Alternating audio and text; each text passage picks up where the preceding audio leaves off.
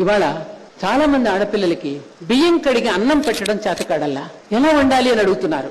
అన్నాన్ని కూడా స్వగృహా నుంచి తెచ్చుకుంటున్నారు, కర్రీ పాయింట్స్ నుంచి తెచ్చుకుంటున్నారు. మేము చిన్నప్పుడు అమ్మ వంట చేస్తూ ఉంటే అమ్మ చేస్తున్న విధానాన్ని దగ్గర ఉండి చూసి కూరగాయలు తరిగి పెట్టి బియ్యం కడిగి సాయంకాలం స్కూల్ నుంచి రాగానే ముగ్గులు వేసుకోవడం నేర్పి అన్నం వండడం నేర్చుకుని అన్ని చిన్నప్పుడే నేర్చుకునేవాళ్ళం.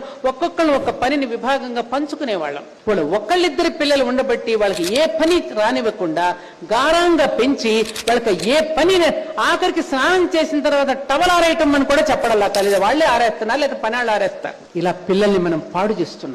మీరు అలా కాకూడదు. నేను చాలా లేడీస్ హాస్టల్స్ కి వెళ్ళాను, చాలా చూశాను. అక్కడ అస్తవ్యస్తంగా రూముకు వెళితే ఎక్కడ తడుచుకున్న టవల్ అక్కడ పారేయటం, ఎక్కడ దువ్వుకున్న జుట్టు అక్కడ పారేసాడు, ఎక్కడ పడితే అక్కడ బట్టలు పారేయటం, రూముకి వెళితే కంపు కొట్టేటట్టుగా ఉంటున్న హాస్టల్స్ అని నేను చూశాను. హాస్టల్ మేనేజర్స్ చూడు, నీ రూముని నువ్వు శుభ్రం చేసుకోలేని దానివి, రేపు నీ సంసారాన్ని నువ్వు ఎలా తీర్చిదిద్దుకుంటావమ్మా అని అడుగుతాను నేను. తప్పుందా తల్లులు? ప్లీజ్ అండర్స్టాండ్ మీ. మీకోసం చెప్తున్నాను.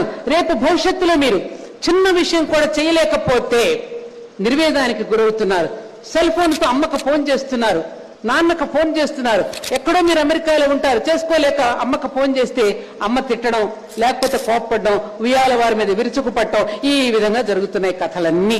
అలాంటి సమాజాన్ని వాళ్ళ నేడు చూస్తున్నాం. కాబట్టి ఉద్యోగం అనేటటువంటిది మనం ఈ శరీరాన్ని పోషించుకుంటూ, ఈ దేహాన్ని పోషించుకుంటూ మనసుకు కావలసినటువంటి మంచి మంచి సంస్కారాలని, ఆధ్యాత్మికత అనేటటువంటి ఒక గొప్ప సంస్కారాన్ని